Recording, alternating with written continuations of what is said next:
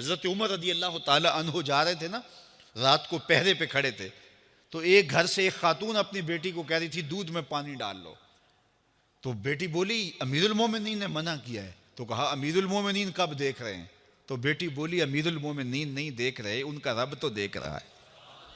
حضرت عمر دروازے پہ نشان لگایا تو آ گئے، دن کے اجالے میں پھر اس گھر کے دروازے پہ گئے اور صاحب خانہ سے کہا کہ اپنی بیٹی کا رشتہ میرے بیٹے کے لیے دے دو۔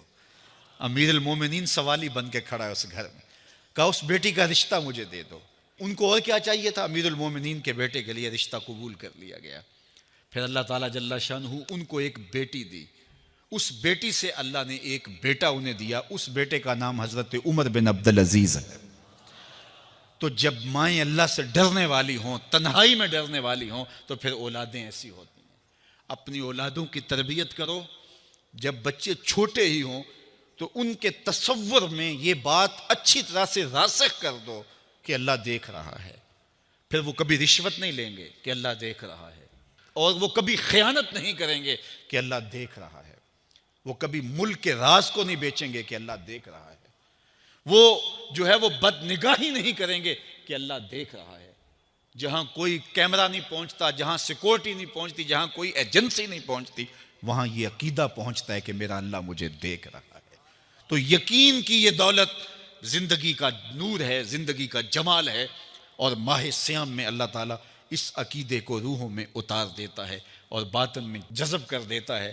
تو اس کو اپنے اندر اچھی طرح سے ہم اتار کر کے اپنی زندگی میں چراغاں کر سکتے ہیں اور اندھیرے دور کر سکتے ہیں۔ یہ تیقن کہ میرا اللہ مجھے دیکھ رہا ہے، میں اپنے رب کی نگاہوں میں ہوں۔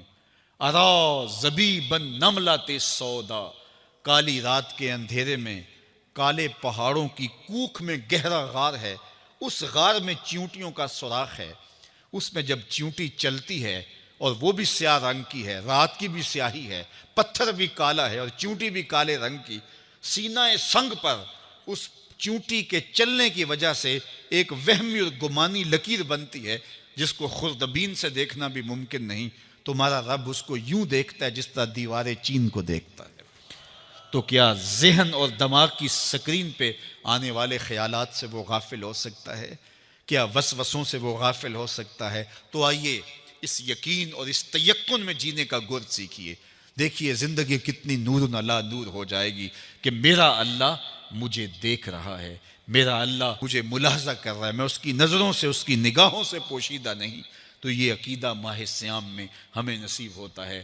اور اگر ہم نے ماہ سیام کے دامن سے یہ سب کچھ نہیں سیکھا اور پورا مہینہ بھوک کاٹی، پیاس کاٹی اور مہینہ گزار دیا، اور عید کے دن وہیں کھڑے تھے جو ہم 29 شعبان کو جہاں کھڑے تھے، تو پھر ہم نے رمضان کی برکت کیا پائی؟ میرے حضور نے ممبر کی تینوں سیڑھیوں پہ قدم رکھتے ہوئے آمین آمین پکارا تھا۔ تو صحابہ نے پوچھا حضور یہ عجیب ماجرا ہم نے دیکھا ہے، کوئی دعا مانگنے والا نہیں تھا اور آپ نے آمین کہا، پھر دوسری سیڑھی پہ رکھا قدم، پھر آمین کہا، پھر تیسری سیڑھی پہ قدم رکھا تو آمین کہا۔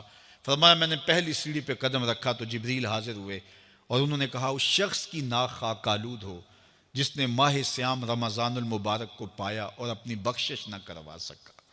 تو میں نے اس پہ آمین کہا کہ ماہ سیام ملے، رحمتوں کی برکھا برستی ہو، جنت کے 8 دروازے کھلے ہو، جہنم کے در بند کر دیے گئے ہوں، ایک نفل کا ثواب فرض کے برابر ہو، فرض کا ثواب 70 فرضوں کے برابر ہو، رحمتوں کی برکھا ہو اور بندہ اپنی بخشش بھی نہ کرا سکے، تو کہا اس شخص کی ناک خاک آلود ہو۔ تو حضور نے اس پہ آمین کہا۔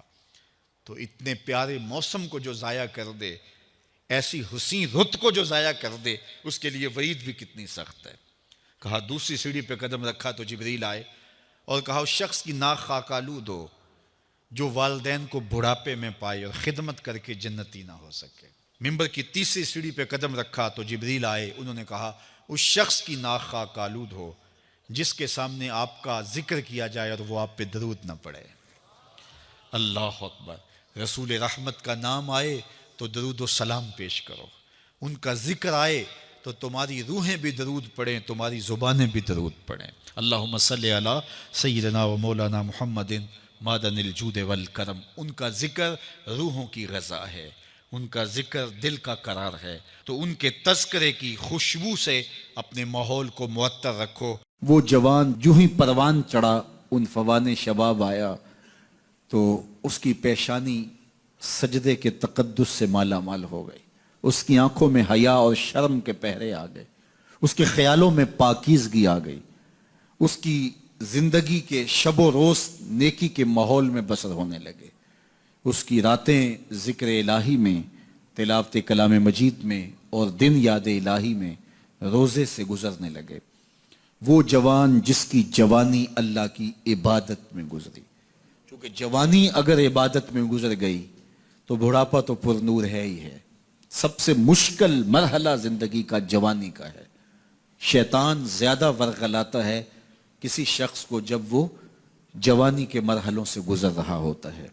تو جس کی جوانی خیریت کے ساتھ گزر گئی اور اس نے اپنی جوانی کے تقدس کو محفوظ رکھ کے منزل تک پہنچا لیا، اپنی عصمت کے جوہر کی حفاظت کی، اپنی آبرو کو لٹنے نہیں دیا، اپنی آنکھوں کی شرم و حیا پر پہرے بٹھائے اور آنکھ کو برباد نہیں ہونے دیا اور اپنی زندگی کے تقدس کا پہرا دیا، تو جو جوان اپنی جوانی کو خیریت کے ساتھ گزار گیا۔ کسی نے کہا تھا نا، کتاب زیست کا ایک اور باب ختم ہوا، شباب ختم ہوا، ایک عذاب ختم ہوا۔ تو جوانی جس کی منزل تک پہنچ گئی خیریت کے ساتھ، عافیت کے سائے میں، مشکل تو بڑا ہے جوانی کو منزل تک لے جانا، خیریت کے ساتھ، داغدار نہ ہونے دینا، جوانی کے تقدس کو رسوا نہ ہونے دینا، عصمت کے جوہر پہ کالک نہ لگنے دینا، خواہشات کو غالب نہ آنے دینا۔ آسان کام تو نہیں ہے، مشکل کام ہے، لیکن اگر کوئی مشکل کاٹ گیا، جوانی کے تھوڑے سے ایام میں گزار گیا۔ اللہ اکبر۔ حضرت شیخ ختلی کہتے ہیں، داتا گنج بخش علی حجویری علیہ رحمہ کے مرشد ہیں، الدنیا یومن ولنا فیہا صومن۔ وہ کہتے ہیں دنیا ایک دن ہے، ہم روزہ رکھ کے گزار رہے ہیں۔